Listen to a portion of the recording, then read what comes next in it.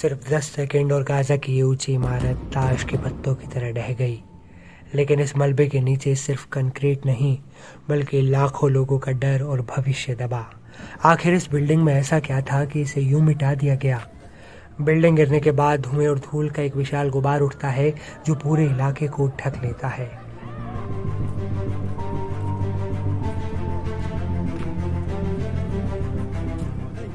ये तस्वीरें गाजा शहर की है, जहां शुक्रवार को इजरायली सेना के एक हवाई हमले ने इस हाई राइज बिल्डिंग को नेस्त नाबूद कर दिया। हमले से ठीक पहले चेतावनी दी गई थी, लेकिन जब मौत आसमान से बरस रही हो तो कोई कहां जाए? इजराइल का दावा है कि ये कोई आम इमारत नहीं थी, यह हमास का वो खुफिया अड्डा था जहां से इजरायली सैनिकों पर नजर रखी जा रही थी। इजरायली डिफेंस फोर्स ने बयान जारी कर कहा कि हमास इस बिल्डिंग को अपनी एम्बुश और निगरानी योजना के लिए इस्तेमाल कर रहा था। लेकिन कुछ लोग दावा करते हैं कि बिल्डिंग की छत पहले ही हमलों से बुरी तरह क्षतिग्रस्त हो चुकी थी। वो सवाल उठाते हैं, क्या वाकई यहाँ कोई बड़ी निगरानी हो रही थी, या ये इजराइल के उस बड़े ऑपरेशन का हिस्सा है जिसके तहत वो पूरे गाजा शहर को अपने नियंत्रण में लेना चाहता है? ये हमला कोई अकेली घटना नहीं है।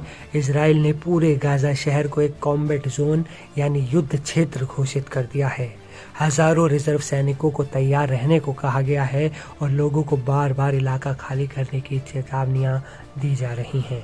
ये उन 10 लाख फिलिस्तीनियों के लिए एक बुरे सपने जैसा है जो इस शहर में रहते हैं। इनमें से कई वो लोग हैं जो युद्ध की शुरुआत में भागे थे, लेकिन अब वापस लौट आए थे। एक उम्मीद थी, लेकिन अब वो सहम गए हैं और ज़्यादा। अब वो फिर से उसी दो राहे पर खड़े हैं, या तो अपना घर छोड़कर जाएं या आने वाले भयानक संघर्ष का सामना करें। 90% आबादी पहले ही विस्थापित हो चुकी है। अब जो बचे हैं उनका क्या होगा? इसराइल इसे आतंकवाद के खिलाफ एक सटीक हमला कह रहा है, लेकिन जब ऐसे हमले होते हैं तो आतंकवाद और आम नागरिकों के बीच की रेखा बहुत धुंधली हो जाती है। सवाल आज ये है, क्या ये हमास को ख़त्म करने की जंग है या ये गाजा के वजूद को मिटाने की जंग है? आपकी इस खबर पर क्या राय है? क्या ये हमला जायज़ था?